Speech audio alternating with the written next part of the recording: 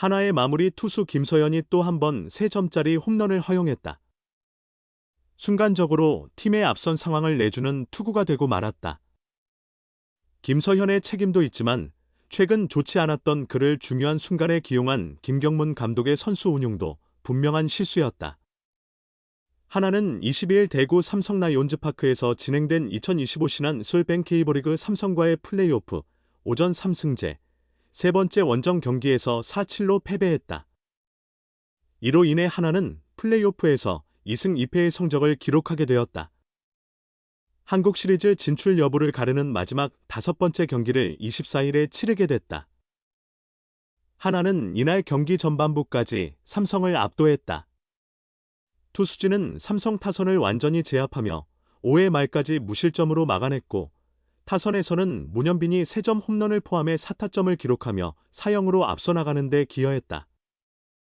순조롭게 흘러가던 하나는 6회 말 위기를 맞았다. 6회 말 등판한 황준서가 선두타자 김지찬에게 우중간 3루타를 허용했다. 이어 김성윤에게 볼넷, 구자욱에게 좌전 안타를 내주었다. 3점 차로 추격당한 상황에서 무사히 1루의 위기가 찾아왔다. 이때 타석에는 2025 시즌 홈런과 타점 1위인 르윈 디아즈가 기다리고 있었다. 더불어 5번 타자는 이번 포스트 시즌에서 가장 뜨거운 김영웅이었다. 하나로서는 절체절명의 위기에서 가장 믿음직한 투수를 올려야 할 순간이었다. 하나 벤치가 선택한 것은 김서현이었다.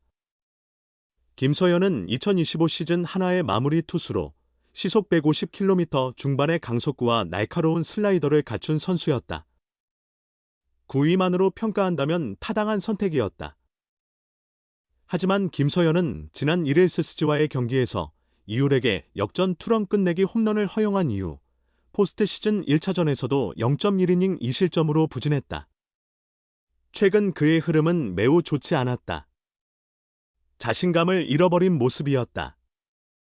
어떤 측면에서 그는 하나 마운드에서 가장 불안한 투수였다. 그런데도 김경문 감독은 중요한 순간에 김서현을 기용했다. 이해하기 힘든 선수 운용이었다. 결국 김서현은 디아스를 2루수 땅볼로 처리했지만 김영웅에게 동점 3런 홈런을 허용했다. 6회 말 2사 이후 이재형과 강민호에게 연속 볼넷을 내주며 역전 위기를 스스로 초래하기도 했다. 결국 6회 말 2사 1, 2루 상황에서 한승혁과 교체되었다. 하나는 이로 인해 잡았던 승리를 놓쳤고 결국 역전패를 당했다. 2006년 이후 한국 시리즈에 오르지 못한 한화. 이번에는 승리 문턱까지 다가갔다. 하지만 김경문 감독의 중요한 순간 김서현 기용으로 모든 것이 무너졌다. 최근 흐름이 좋지 않던 김서현은 조금 더 수월한 상황에 등판했어야 했다. 아쉬움을 남긴 김경문 감독의 선수 운용이었다. 피홈런의 악몽을 지워라. 하나 김서현의 어깨가 무겁다. 프로야구 하나의 마무리 투수 김서현은 지난 1일 스스지와의 원정 경기에서 9회 말 홈런 2방을 허용하며 5위의 리드를 지키지 못하고 5-6으로 역전패했다. 이로 인해 33년 만에 한국 시리즈 직행 꿈을 키워오던 하나의 희망도 산산이 부서졌다. 마무리로서 첫 시즌임에도 세이브 2위, 33세이브에 오른 김서현은 정규 시즌 마지막 경기에서 뼈아픈 대가를 치렀고 오는 17일 개막하는 삼성과의 플레이오프 비오 오전 3승제에서 대가 회수를 노린다. 김서현은 올 시즌 삼성전에서 8차례 등판해 8과 3분의 2이닝 동안 실점 없이 삼진 6개를 기록했다. 삼성은 그가 한 점도 내주지 않은 유일한 팀으로 허용한 피안타 2개도 모두 단타였다. 이번 피오는 김서현에게 한국 시리즈 진출권을 되찾을 수 있는 두 번째이자 마지막 기회다. 그는 빨리 경기를 하고 싶다. 자신 있게 내 공을 던지면 된다. 내가 해야 할 일만 제대로 하면 좋은 결과가 있을 것이라고 밝혔다.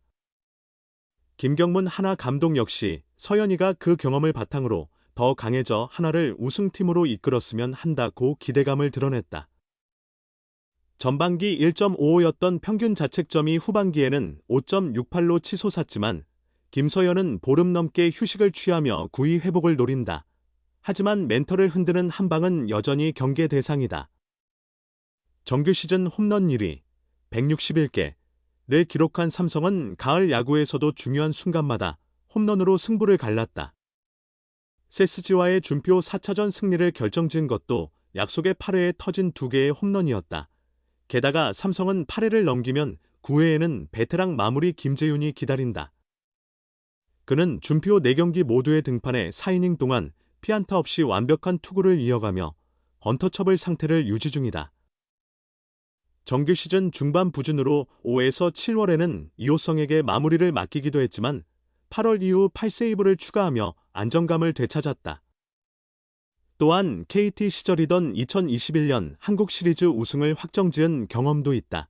17일 정규 시즌 2위 한화의 홈구장 대전에서 열리는 표 1차전에는 하나가 폰세, 삼성이 가라비토를 선발로 예고했다. 두 투수 모두 정규 시즌에서 상대팀을 상대로 단 한 점도 내주지 않았다. 김서현은 29일 LG전에서 1이닝을 던졌고 이어 30일 롯데전에서도 1이닝을 소화했다. 이날 등판하게 되면 3연투였다. 그러나 그 전에는 충분한 휴식이 있었다. 9월 이후 전날까지 출전은 고작 8경기였고 등판 간격도 넉넉하게 유지됐다. 게다가 마무리 투수 입장에서 3연투는 어쩌면 자연스러운 일이었다.